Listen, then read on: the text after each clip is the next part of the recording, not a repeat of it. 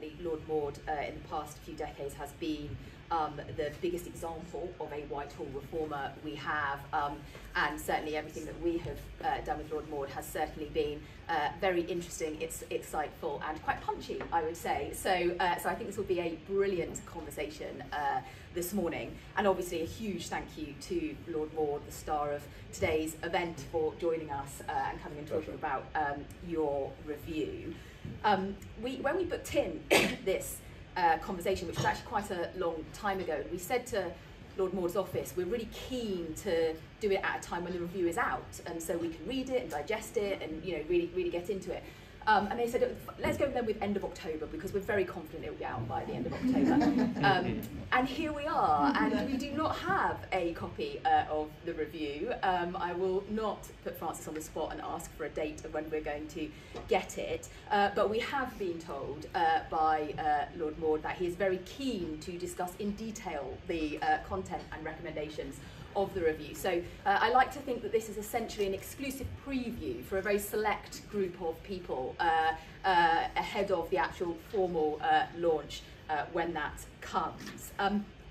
Very, very briefly, because I do want to get quickly stuck into the various areas, as Neil said, that have already been alluded to in the newspapers, and also that Francis, when you kindly did our event at Party Conference, you also talked about some of the areas in your report, so I want to get stuck into that.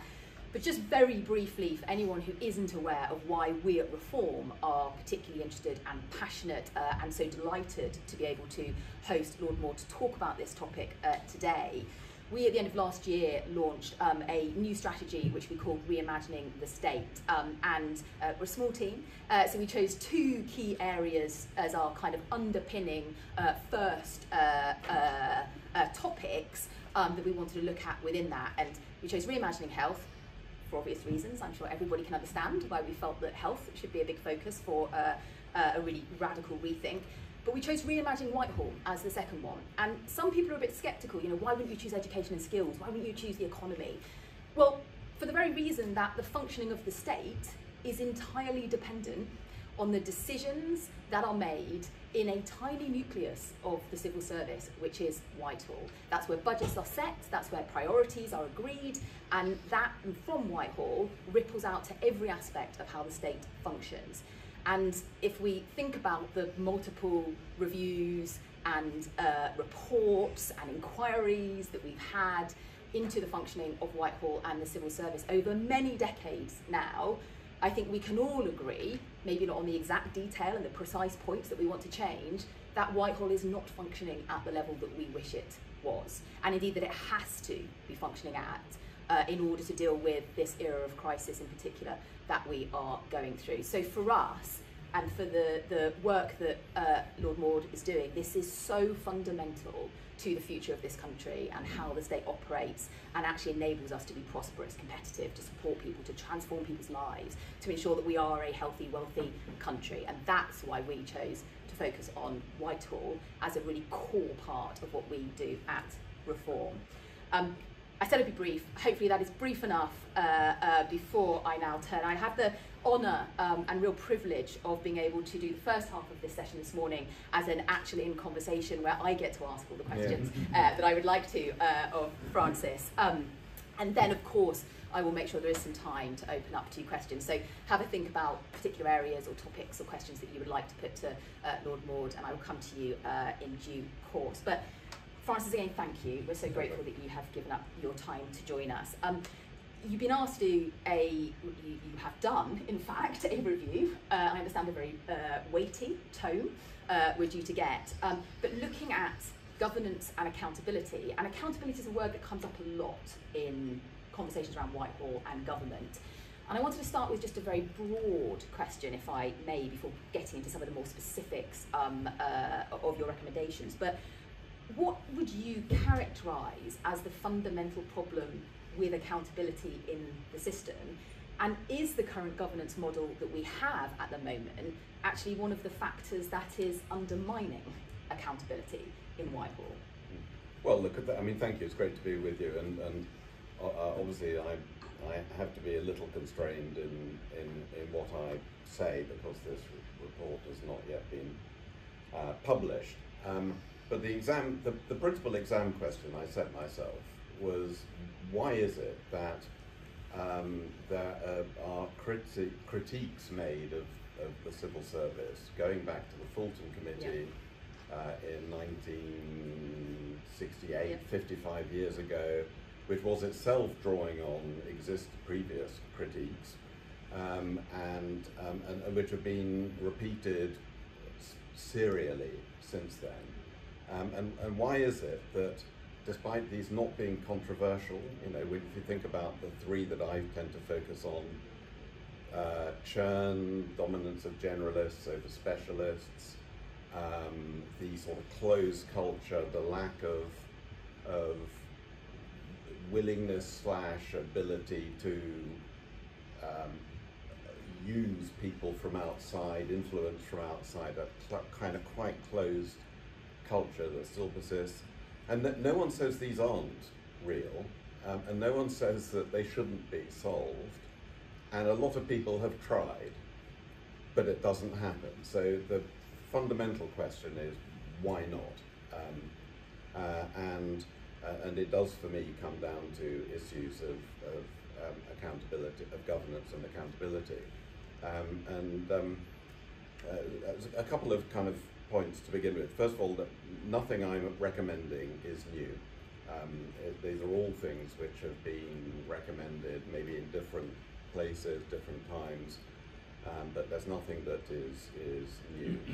Second thing is, it can all be done without any primary legislation, or without, and none of it challenges established constitutional norms. And in particular, I have fully respected, I wasn't obliged to in the terms of reference, but I wanted to make it absolutely clear that the model of a permanent, politically impartial civil service is not at all impaired by this. I do make some recommendations about the appointment of civil servants, which, if implemented, would increase the ability of ministers to make or influence appointments, but that would be strongly balanced by much more external scrutiny than currently exists. And one of the things that struck me, as so often with these things, it takes time for me, it takes time for insights to become really clear. And one of the things that eventually became clear to me is that it's almost uniquely among institutions of the state, there is no organized external scrutiny of the civil service. The Civil Service Commission has some functions and can have an enhanced function without any change to the law, but actually its role is limited to, as it were, guarding the perimeter, overseeing external recruitment into the civil service, has a role in relation to the top two tiers, permanent secretaries and DGs, but otherwise it is the civil service itself which monitors reform of the civil service and how it's operational effectiveness. So that's the question I asked myself, and then you ask yourself, well, where does the power lie? And of course, the law vests the power to manage the civil service, with the Minister for the Civil Service, who is always, sensibly, the Prime Minister. And it's always assumed that those powers must have been delegated, and they must have been delegated to the head of the civil service and to permanent secretaries. But then when you dig into that, you find that's not the case. The only formal instruments of delegation that we've been able to unearth are delegations made to ministers in charge of departments. Appointments is different, and that's kind of, but again, there's no formal instrument.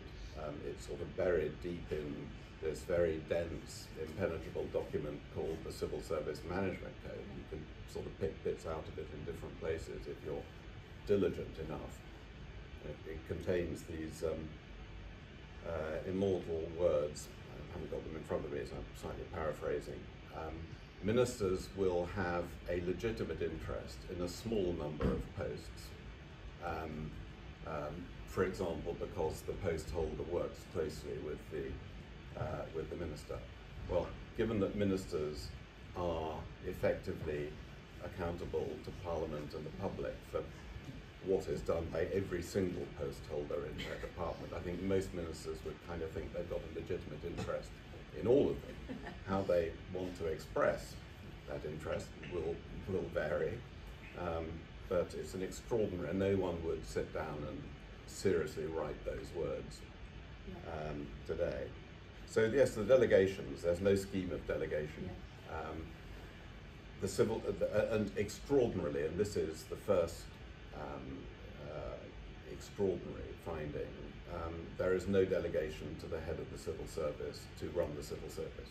So I wanted to pick you up, I mean, that is fascinating in and of itself, but this is one of the things I wanted to pick up with you, and certainly in the work we've done, there's been a very strong view from both people currently still within the civil service and those who formerly were very senior in there, that really there's a part of the reason, and you lay this out very well, the kind of why is the reform not happening if we all broadly agree that it should and what should happen, that there is almost an absence of accountability, or we might call leadership at the top, ownership perhaps is the right word to use, of driving these changes that you have succinctly, not just now but previously talked about needing. And we have this model where we combine the head of the civil service, not always, we've tried splitting it, but currently where we have the head of the civil service and the cabinet secretary, which we got described to us as meaning that the cabinet office has a split personality. So on the one hand, trying to serve the Prime Minister, trying to administer cabinet government, and on the other hand, trying to be a corporate HQ, which seems like two very large jobs to have to do, and very different and very different jobs requiring a very different skill set, and inevitably that leads to the head of the civil service role being almost demoted in importance because the status sits with the advising the Prime Minister. And I think you have very strong views on how that could and should change, and I just wonder if you could set those out and why you think that would solve the problem of a lack of ownership of driving or ensuring the corporate health of the institution. Well, it won't solve it, but it'll make it possible for it to be solved. And I think the point I want to make is I'm not really criticising what I think good, capable people have done their best to make change happen, but the way the system is set up makes it impossible for it to happen. And the changes I'm recommending, I believe, will make it possible, but not certain. I mean, these are necessary but not sufficient conditions for success. And one of the things in the terms of reference I was asked to do is look at similar jurisdictions with a similar system of parliamentary democracy and a permanent, politically impartial civil service, and see and make comparisons. And we're out of kilter with, if you think New Zealand, Australia, Canada, Ireland, all of which are kind of comparable to us. And if you look at how their centre of government is set up, all four of those are broadly similar. They have an office of Prime Minister and Cabinet, so that kind of secretariat coordination role of the secretariats, national security, is brigaded together with the office of the Prime Minister. So basically everything that happens in 70 Whitehall is brigaded with number 10 in the equivalent, to create a kind of strategic centre of government. And then none of them then have a single treasury equivalent. The nomenclature varies and in a confusing way, but each one of them has something which is effectively a budget ministry, and where in what we began to create in the UK, the functional model. Yes.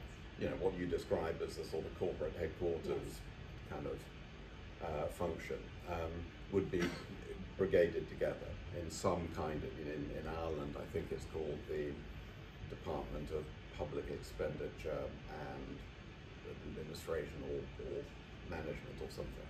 So we're out of Australia, Canada, New Zealand all have these are all separate.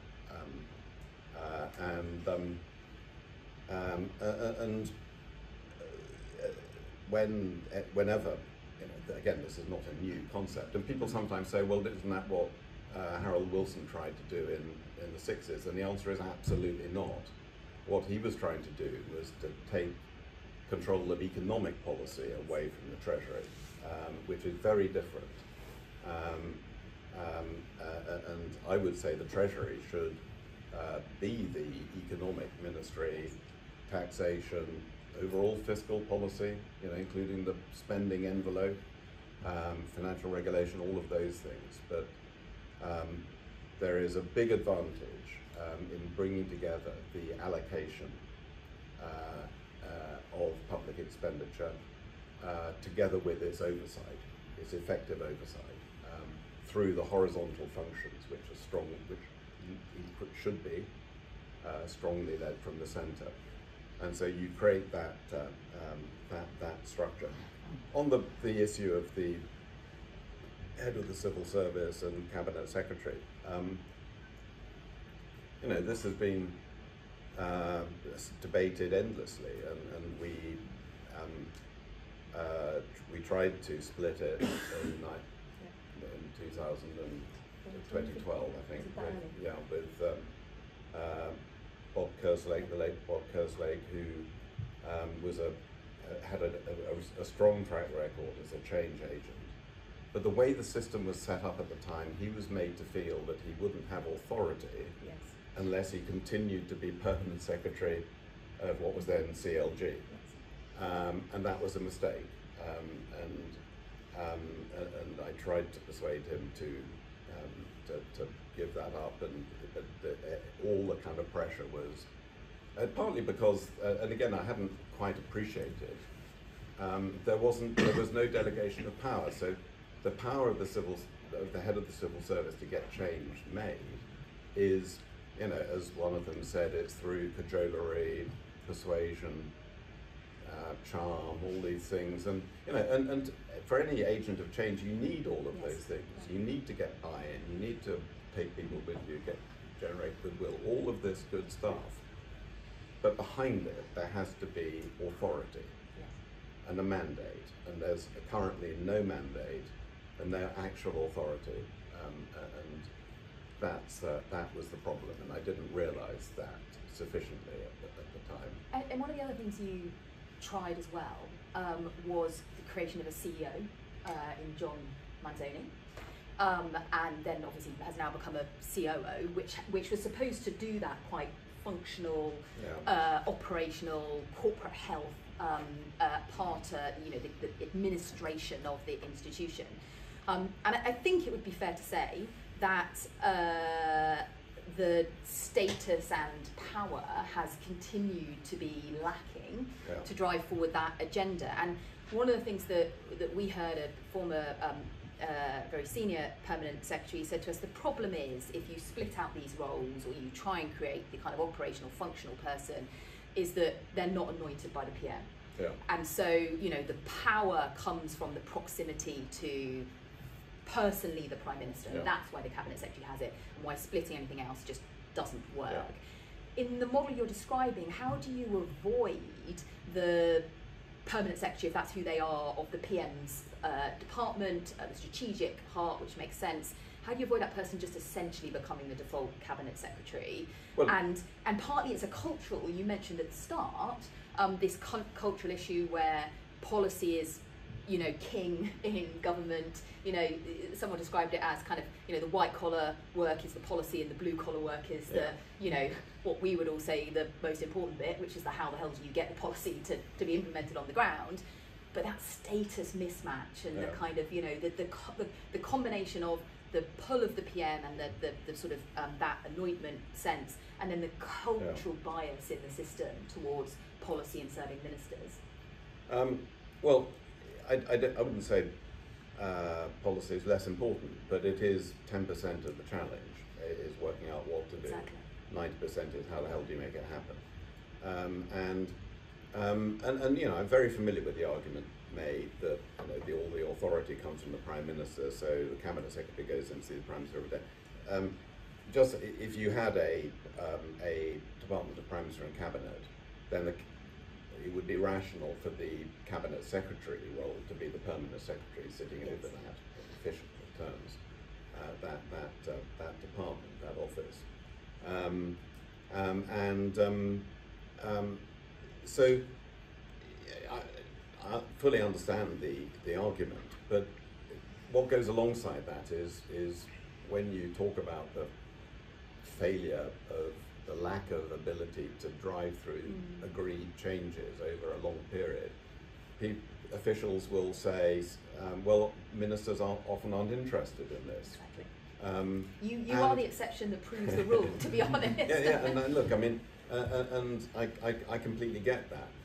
My point is that you have to set it up in such a way that it's not dependent on ministers being interested, that there is an independent dynamic that drives this forward, and to create that. So you know, in the model kind of drawing on how others are organised, if you have a separate head of the civil service, that individual would sensibly be the permanent secretary sitting over the office of budget and, you know, the functional centre, headquarters, operational headquarters of the government, and that would create its own power. But you would need to delegate power. I've helpfully in my report drafted a letter of delegation. For the Prime Minister to issue to this new head of the civil service. But the Institute for Government, who've done great work on all of this, and a lot of their analysis is very, very close to mine in looking at why do these agreed reforms and improvements not happen. Their answer has been, well, you've got to create a statutory civil service board, so an accountability, which is a legal accountability. I don't think that's right for two reasons. One is it requires primary legislation, and that means long grass beckons. And the second is that it kind of builds in conflict, because, you know, there will be times when there's a competition, particularly for bandwidth, and where there is a demand for work on reform and all of that, but the immediate demands of ministers is in competition with that. And, you know, in the system we have, the will of ministers has to prevail, but there has to be a way of calling that out. And so what I concluded is that you've got to have a separate line of accountability for the head of the civil service, and again, using what is already there rather than reinventing new things. The Civil Service Commission, it is possible within the 2010 Act for the Civil Service Commission to have additional powers, and the way you would do this is for the Civil Service Commission, enhanced and strengthened civil service, and much more independent Civil Service Commission, to hold the head of the civil service to account for the agreed reforms, because this all has to be bipartisan. There's no politics in this whatsoever. This is all about effectiveness. It's not about policy direction. There's no ideology anywhere close to any of this. So an agreed bipartisan program of reform and continuous improvement and then the Civil Service Commission would hold as head of the Civil Service to account for that. And if things weren't happening according to the agreed programme, then that gets called out, because the Civil Service Commission would report annually to Parliament, and it would get called out. So you use transparency as the lever rather than creating legal avenues. And with the, I'm conscious that the other thing which is probably, you know, if we've said, we've called out Treasury, the classic of the blockers to reform. The other thing Your words, not mine. I feel there was a tone there that might support. That. Exactly, exactly. It has been suggested, I will phrase it as, that permanent secretaries themselves can also be blockers to reform. And so in this new model, in fact, we had a former permanent secretary who said who referred to his own cohort of permanent secretaries as extraordinarily non-compliant. They were his words, yes. When the centre was trying to drive change. Would the permanent, because at the moment permanent secretaries obviously report into the cabinet secretary, which further reinforces that role. In this model, where you're trying to, I presume, create a sort of collective ownership, a collective accountability for the health of the institution, would they then report into your head of the budget or civil budget and administration? Yes, so not the cabinet secretary. Well, I mean, because it, you would clearly have too many direct reports, and so you might want the head of the civil service might want to get some of them to be reporting directly to the cabinet secretary, and that particularly the kind of the policy heavy. But ultimately, that would be the powerful role sitting over the permanent secretary. Oh yeah, absolutely. But I mean, the head of the civil service, I mean, is sort of theoretically the line manager, but without any authority. Yes. And that's the problem. And there is a lack of authority. There's no one in charge. And in reality, no one able to hold anyone to account. The textbook answer is ministers hold the civil service to account. I am better equipped than anyone to say that that's not going to be the answer, because I try, and with some success. I was senior, had experience, had political clout, stayed there for 5 years despite the best efforts of some to have me moved on, and it's not enough. And I want to come on to the role of ministers then in this, and you've mentioned a few aspects of the content of your review, including this idea of ministers having a greater say in the appointments. And it's always struck me as, I can't imagine there's anyone in this room who, if you were put in charge of a organisation and told you've got to come up with the priorities, you're the decision maker, you're responsible for the success or otherwise of those priorities, but you can't decide who your top team are, you can't have a say in who the people are that's going to be doing it. And it's always struck me as a very bizarre situation. I wonder if you could just say a little bit more though about the checks and balances of giving ministers greater say in appointments. I suppose I'm slightly reflecting of the people that ministers can appoint at the moment are special advisors. I myself has done the role, so this is not me criticising a concept and think. In fact, I think they're a very important part of the model. But we could, in the same way as we could argue about civil servants and ministers, say that there is a spectrum of quality in special advisors, and some are incredibly good appointments, very expert, very knowledgeable, incredibly effective. I would like to think I was at that end of the spectrum, but I'll let others judge on that. But then you do have some that you slightly sit there and go, okay, you were a researcher in a politician's office, and then you decided to put them as your special advisor in a massive delivery department.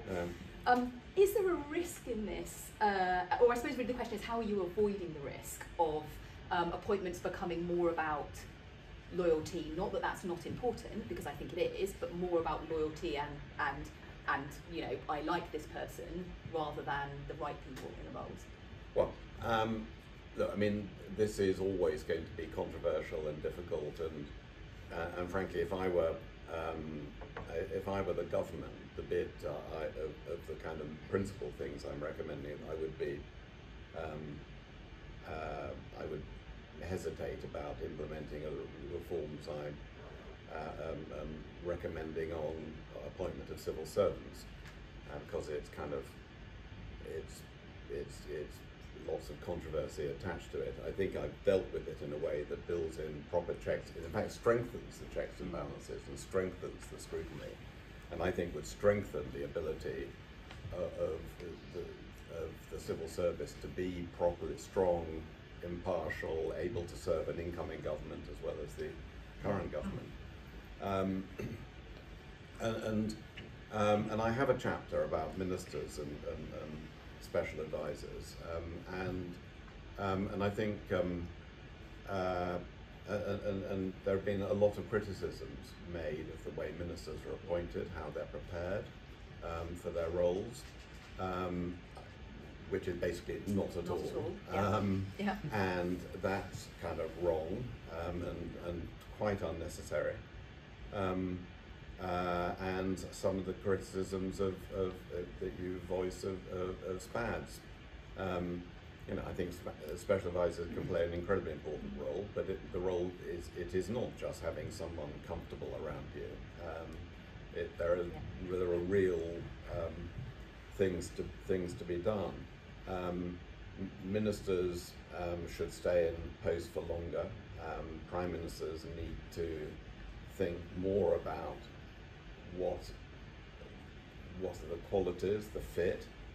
There'll always be an element of party management and kind of. I was going to say, how do you square the patronage model with getting that? You just have got to accept that there will always be some of that, and of course what tends to happen is that when a prime minister's political position is weaker, then the need to kind of manage the party becomes stronger, and then you tend to end up with a kind of a bad spiral if you get ministers who are put in place for the wrong reasons, and the sense of this as a competent, capable government with a strong sense of purpose gets diluted, let's say. I think the thing that will always be raised as the kind of Aunt Sally is, well, you want to politicise the civil service, and I absolutely don't. I mean, as a minister who was very focused on getting things done, I had no interest whatsoever in the political leanings of civil servants who worked for me. I might speculate and guess, but it was utterly irrelevant. And some of the best civil servants I had working for me, I suspected would never get even close to voting Conservative, and it didn't bother me in the slightest. So you don't want. I mean, yes, Sue Gray worked for me for a time, brilliant, and behaved impeccably, impartially. I've said this publicly when she was recruited by Keir Starmer. So political leanings are irrelevant. It's behaviour that matters. And interesting, a thought which occurred to me is, Jonathan Slater in his very punchy piece he wrote for King's College called Fixing Whitehall's Broken Policy Machine, talks about this concept of impartiality, which often gets interpreted into neutrality. Exactly. And civil servants aren't meant to be neutral. Yes. They're meant to be supporting the government of the day. That's what they're there for. But doing it in such a way that they can then pivot to be as effective. And of course, civil servants who have a kind of political background, and there's no reason whatsoever why people should be sort of expected to come straight into government from a monastery. There'd be a small cohort to recruit. Yeah. So there's absolutely no reason why people shouldn't come in to become civil servants who have a political background. And I would be utterly indifferent to what their political background was. But the reality is the people who've been politically involved are actually more likely to respect the democratic mandate, more likely to understand what the motivations are of ministers, which are generally rather more high-minded than we're given credit for. And so I think we should be less pretty about political backgrounds, and be much more focused about, what do they actually do? What's the behaviour? And that's why I think strengthened scrutiny, or external scrutiny by something like an enhanced, empowered civil service commission would enable us to avoid something that looks and feels and behaves like a politicised civil service, but actually enable it to become more responsive. Yeah. And interestingly, Jonathan Slater, who sits on our steering group, in fact, for our Reimagine Whitehall programme, he actually goes as far as saying, and civil servants should be much more, made more of them should be directly accountable on the policy side to Parliament as well. And we've got Meg Hillier sitting in the audience who obviously, the Public Accounts Committee is the most powerful and I think actually most effective at scrutinising, but having that more direct link as well to Parliament. I've got two more questions I want to ask before I open it up to the audience, and I'm sure everybody's dying to ask you about all sorts of the aspects you've talked about. But the other thing on ministers that you talked about, and I'm going to have to mention it because I'm just so intrigued, is this idea of 360 reviews, or at least if the reporting, the trailing is true, that you think ministers should have 360 reviews. And so I suppose, is that indeed something that you're going to be recommending, and why? And a slightly cheeky, if I may, secondary question to that, what would your 360 review have said? Because, and I ask, without putting you on the spot, but I ask because I think you would have been seen as a quite challenging minister because you were trying to change the machine. And so there is a serious note in me asking you that question because certainly when we did our work for our barriers paper, your name came up a lot. And it was sort of often in the context of, he wasn't well liked, but he was really effective. And I think those things came absolutely hand in hand. Because you were so effective, people slightly resented what you were trying to do. So is there a risk? They all loved me.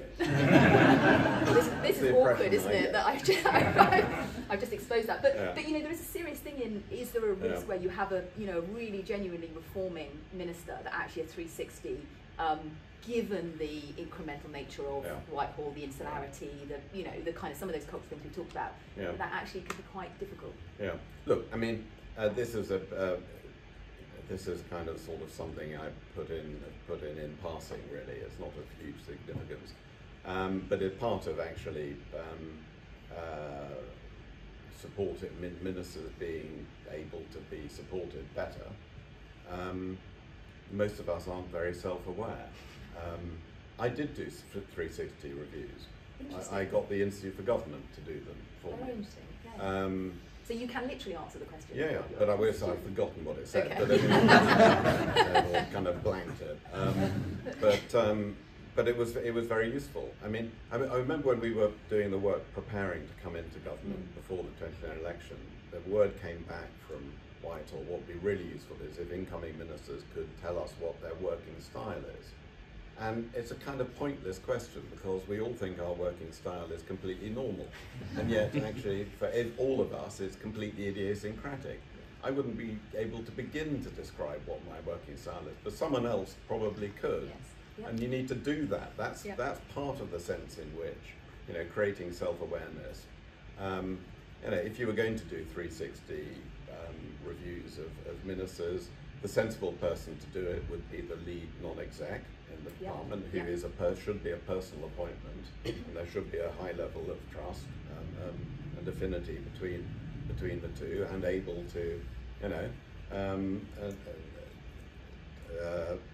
garner kind of feedback and present it in a way that's acceptable, but will help people to operate in a way that's more effective.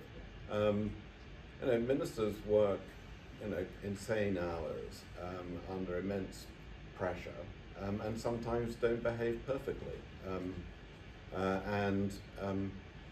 But being made, and they're all quite idiosyncratic. Setting up some means of improving self-awareness, providing kind of feedback, is kind of basic common sense, really. So I don't think it was very much an in-passing thing and buried deep in some reflections, really, more than recommendations on ministers, but anyway, I think it could be a small thing that could be useful. I think it's fascinating, and I think I'm right in saying that I think when Boris Johnson first became Prime Minister, the idea of performance reviews for ministers was indeed floated, which now seems to be a particularly intriguing concept that it would have been raised. My final question before I am going to go to the, hopefully a very, well, maybe not a simple, but hopefully a quick one. Subject to the government actually getting on and publishing it, do you think they will implement your review? I have absolutely no idea. Okay, there we go. I guess, and are you talking to Labour about it, given that it's probably a new government, if it were a Labour government? Well, at the appropriate time. I'm keen to very, engage. I've very clearly said in the sort of prologue to I'm commissioned by the current government. I'm reporting to the current government. They have the report, but it's addressed to all who have an interest in the governance of the country. And you're absolutely right that it should not in any way be a partisan. No, there's no politics issue whatsoever. There has to be. None of this stuff will. Well, some of it might happen, but it won't be sustained unless there is strong bipartisan agreement. Yeah, brilliant. Thank you. I mean, I could ask you 100 other questions, as you can see, fascinating, and I think we all can't wait to read the full review. But I promised I would give an opportunity for people to ask questions of Lord Maude. So I imagine lots of hands going up. I'm going to take two at a time. So in the corner, David, if you give yours, and then the gentleman just here. Thank you for that. A question about the role of the Cabinet Secretary. So I can absolutely see the logic of sort of taking it away from the policy role and so forth. But having seen the interaction between the Prime Minister and the Cabinet Secretary, a lot of it is actually about delivery, about implementation, and you said yourself, 90% of what civil service is up to is actually delivery. So I don't know whether this fits with your idea of head of the civil service reporting to the Civil Service Commission in this context. Well, but it's in addition, obviously, to reporting to ministers. Yes. So maybe it would. And so my question is, could you actually just change the role of the Cabinet Secretary and say it's not a policy role? It's not about predominantly advising on policy. It's actually about delivering the government's objectives and then get policy elsewhere. Thank you. And then I'm going to take two together so we can get it through. Yeah. So I'm Stephen Gibson. I'm the chair of the Regulatory Policy Committee, and I'm also a senior fellow at Harvard Kennedy School. So you made the point about ministers being involved in the political appointment of senior figures. Now, in the RPC, that's theoretically it works really well. It's a total operational nightmare. It's the bane of my life. Trying to get people on board, members of the committee, and my own appointment was delayed for 18 months while we waited for a minister to actually sign it off. And when I talked to the chairs of all the other arms length bodies across government, it's a nightmare because no one can, it holds up the process by months and sometimes even years. Some committees become no longer quora because they can't recruit the people in, and it just doesn't work because it's just not high enough up on the list of priorities. Thank you. Yep, no, that's great. So first question of couldn't you just change the Cabinet Secretary role, because isn't it, if it's 90% about delivery, then wouldn't we rather that was the focus? And second question, which I think is it's perhaps an interesting one to pick up on, which is the difference between internal civil service appointments and arm's length body, which I think everything is getting stuck in number 10 around appointments, and saying I sit on an arm's length body, and we are no longer quora because we can't get through number 10, the appointment. So well, just on that, I'm aware of the problem. I had a session with chairs and chief executives of arm's length bodies. I got a chapter on arm's length bodies. I don't have all the answers. It's perfectly possible for it to work. It just doesn't work at the moment. But there's no, that's just about. It's about. It's about process, and it being driven more vigorously. And you could build in some default settings which would ensure that. If you didn't hit some time scales, then there would be a default alternative or various things. But honestly, it's perfectly capable of being solved. your thing of just read as well. Problem is that the role of the cabinet secretary on policy is a really important one. Heading the kind of Whitehall policy capability and managing coordination of policy and being the Prime Minister's principal policy advisor, that's a really important role. And you wouldn't want that not to exist. It's just that the qualities you need to be that brilliant person, policy person, and the qualities you need to drive huge system change through a really complicated organization are totally different qualities. And it is possible that you might find an individual who combines brilliance in both of these spheres, but it's really, really unlikely. And I've never met such a person. And in any event, the task of driving this kind of system change it cannot possibly be done on a part-time basis. And so you need the right person, empowered in the right way, being held accountable, and there will inevitably be some complexity here. Being held accountable to the enhanced, I would say, Civil Service Commission for what I'm calling the stewardship obligation, the obligation of continuous improvement, of implementing agreed reforms, all of these things, which are really hard to do. And I've taken the example of how do you tackle this long-standing issue of the closed culture, the lack of effective interchange with sectors outside, which has again been identified again and again and again. And so I've got an annex describing this, not really to make recommendations on what should be done because that's outside, but just to illustrate how hard it is and how you've got to make it happen. You've got to be making things happen in lots of different parts of a very complicated system, and for that head of the empowered, mandated head of the civil service to be held accountable in one way for that, while rightly being accountable to the Prime Minister, the head of this Office of Budget or whatever, the Minister there for the delivery of the government's, the implementation of the government's programme. There is a bit of kind of complexity there, but perfectly manageable. But these just require totally different human qualities. Other questions? I think there was James at the back, I saw your hand originally, and then the gentleman on this side at the back.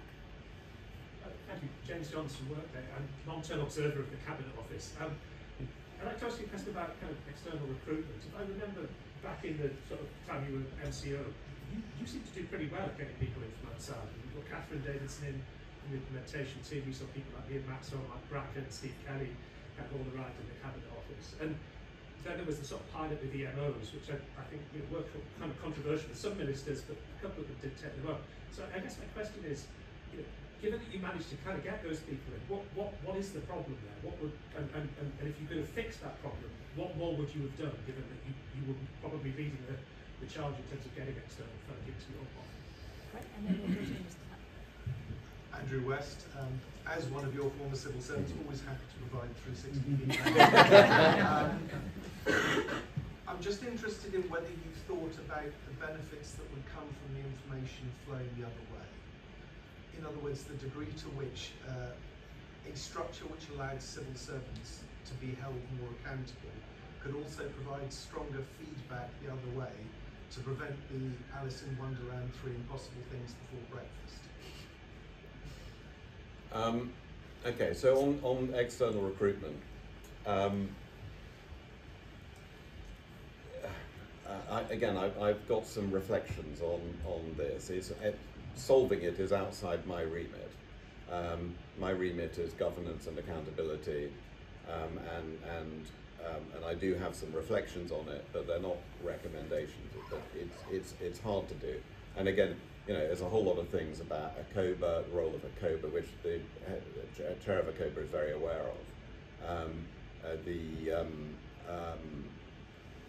The role of the commission, the processes, and also the tendency to recruit for conformity. That's one of the issues. One of the things that struck me coming back into government after my kind of 18-year sabbatical was that the civil service there were fewer of the kind of maverick, quirky, a bit eccentric. You don't want them all to be like that, but in any organisation you need enough of that, and there was a bit of a tendency to recruit for blandness. So much more what I would call conventional diversity, much less cognitive and personality diversity, and you need that. And the more that's the case, the more the tendency when you do recruit from outside that you're reinforcing so you kind of, it's the thing Peter Gershon brilliantly said, when he came into government. He said, you come into government from outside, you have very distinguished business background. He said, you find that all the decisions get made behind a wall. You wander around trying to find a door in the wall. Eventually you find a door, but it only opens from the inside. Great, classic Gershon. Can I just a follow-up on that question as well? And what about pay? I mean, we've been struck recently, there was an advert, I think in the last few days, for the person who will be in charge of preparing us for the next pandemic, and the salary, I think, was about £65,000. How do you get these brilliant brains from outside to come and do these? There's a similar one which I think was the person responsible for trade deals with Switzerland or something at about the same pay level. I mean, well, look, I mean, there's this endlessly discussed, and again, it's way beyond my remit, and I don't have full answers. But what I would say is, we got brilliant people in. From outside for a fraction of what they were capable of earning in the private sector, and you can get people if the thing that puts them off is much less about pay, much more about getting mired in the treacle. So it's the ability to get things done that is crucial. But you've got this ridiculous thing that pay is done by the Treasury, everything else to do with the civil service is done in the Cabinet Office. And when I think Jacob Rees-Mogg had said he wanted to cut the size of the civil service back to where it was when I left, because it kind of all that reduction in the size had all been reversed. He approached me, asked for advice. How do you do it? What do you do? All that, and simultaneously the chief secretary approached me. And so I had conversations with both of them, completely different people in the room. How are you meant to do workforce planning when pay is done in one place and everything else done another place? It's absolutely insane. No sane organisation would operate like that. So that's the trade-off between numbers, shape and size of the civil service and pay, those are absolutely fundamental to driving. It's a people organisation, so you need to do this in a properly grown-up way. Andrew's thing about look, one of the things Jonathan Slater referred to in his piece was the gap between implementation, policy and implementation, and it's a real issue. The old half joke. I can see that this will work in practice, Minister, but it won't work in theory. There's that.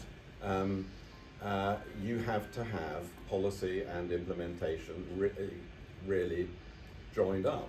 I remember when we were embarking on universal credit, policy was being done down the road in Victoria Street. Implementation was being done in Sheffield, and the IT was being developed in Warrington. You have to have the ability, you have to have implementation people who are allowed to get close to ministers. But there is a kind of carapace of policy, and they do tend to be generalist because the churn is so great among Whitehall civil servants that it's too rare to get the deep pools of specialist knowledge and expertise. And the people who do implementation are kept too often, unless ministers insist. The MPLA has been running a series of courses for ministers, which is a great thing, and I strongly support it. And I've done, for 4 or 5 of them, I did a kind of a segment in it. And the thing I always said to these ministers is, you've got big projects, make sure you see the people, get them into your office, the people who are doing the implementation, and hear directly from them what are the issues. Because too often, things go horribly wrong, but exactly what you say. A policy has been developed, and it looks lovely, and it's sort of presented, sort of thrown over the wall to the people who do implementation. Pick it up and make it work. Well, if you're charged with implementation, you often come and say, well, that's not going to work, or that you've got sort of fraud and error built into this. But if you do it this way, and the time we really got started to get universal credit sorted was when Ian Duncan-Smith asked me to second some people from our central teams, GDS and MPA, over there, and they were started to develop the kind of prototype of the digital delivery platform for it in Victoria Street. And every 2 weeks they would have a show and tell with Ian. This isn't going to work like that, but if you do it like this, it can be made to work. And so bringing that close together is a challenge, but it's essential. And again, ministers have to demand it. One of the things I'm going to suggest is I've got a chapter on kind of collective decision-taking and cross-departmental programs, which is a long-running thing.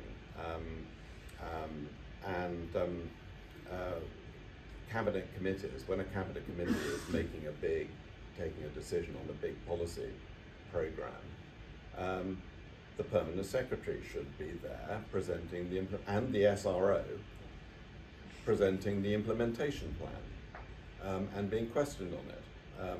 There has to be ownership of these things. We still got churn, huge churn. We were talking about this, you remember, back in the day, the churn of SROs, you have to have, and again, no sane organisation would allow itself to build in these risks in the way that we do. I can remember also in DWP, where I was during those universal credit years, we were doing, I think, about 5 major change programs, something insane, the number we were trying to do. But I had been gifted by Ian as one of the areas, the Child Maintenance Agency. Lovely. Anyone who knows about that exactly would describe it as not exactly lovely, probably. And I can remember finding out randomly from a civil servant that wasn't even part of the team, that there was a major issue with the IT delivery that was crucial to us meeting our spending review line for the Treasury.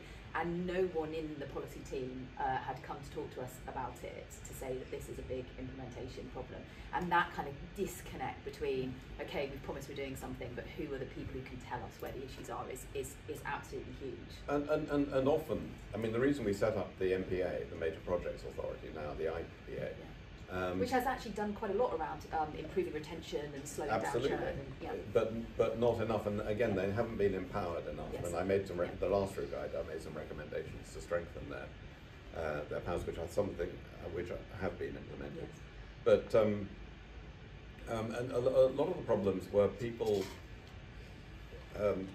weren't equipped to know when a thing was going wrong. You need to you had this thing of every department marking its own homework, and they're saying, oh, it looks really good, yeah, green, for sure. And then introducing sort of consistent, a uniform approach to monitoring and assurance is painful. But we found when we came in 2010 that 70% of major projects were missing on at least one of budget, timetable, quality, and plenty of them missing on all three. And you only need to miss on one of those for the payback, you know, the social, environmental, economic, financial payback to be compromised. And by introducing this kind of rigorous and uniform and consistent approach to monitoring in something reasonably close to real time, we turned that around from a 70% failure rate to a 70% success rate in 2 years.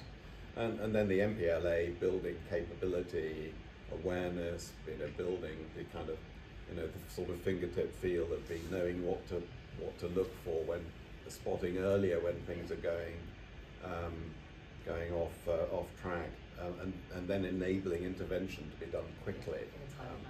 And it is interesting. Conscious I'm going to have to wrap it up for people, but we published a paper last week, I think, called Efficiency Mindset, and we've reflected on some of the success of the IPA and the measures that you've been involved in. But we also observed that basic management information, or what most organisations would call basic management information, we called performance metrics, are totally absent on much of the day-to-day business in government, and therefore that ability to track and intervene in real time is almost impossible. So, but you know, there is stuff going on to try and affect that. We haven't talked about evaluation or anything like that, but we have run out of time. But just a quick final thing on management. Management information is essential to accountability. Absolutely. And enabling transparency. Yeah, exactly. Yeah. And this has gone backwards. Yes. For sure. So. You know, we had big emphasis on it. I got Martin Reed to do a review of to create what we call romantically quarterly data summaries for common areas of spend. And he said to me at one stage, Francis, if you see a body floating down the Thames, you'll know who it is. He said the resistance there was, absolutely. You know, that every bit of government saying, you know, oh, of course what we do is completely unique and distinctive, and there's no possible basis for comparing.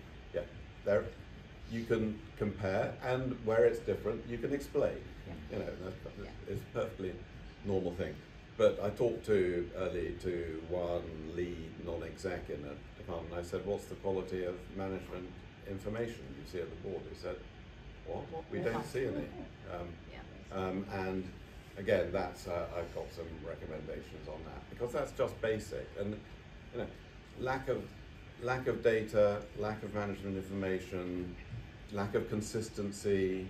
You know, so series changing. You know, we did this thing early on when in 2010 I said we did a sweep. I want to know how many civil servants you have. Not complicated, you would think. You know, headcount, full-time equivalents. I said I'd like that by the end of the week, please, from each part of government that employed civil servants. And then a couple of days later, said, oh, and by the way, we're going to publish this. At which point, the phone started ringing. Interestingly, from the national statistician, who said, well, you can't publish it. Why not? And I was told, well, you're creating a new statistical series which hasn't been quality assured. And I said, no, this isn't a statistical series. This is basic management information, which, because we're a government committed to transparency, we're going to publish. And I know the quality isn't good, but you know what? You publish it, it gets better quite quickly. Exactly. What a brilliant note to finish on. Francis, thank you so much. That has been fascinating. We, as I say, all very much hope we will be seeing your review imminently, and that those recommendations will be implemented. So thank you so much. Thank you all again for joining us.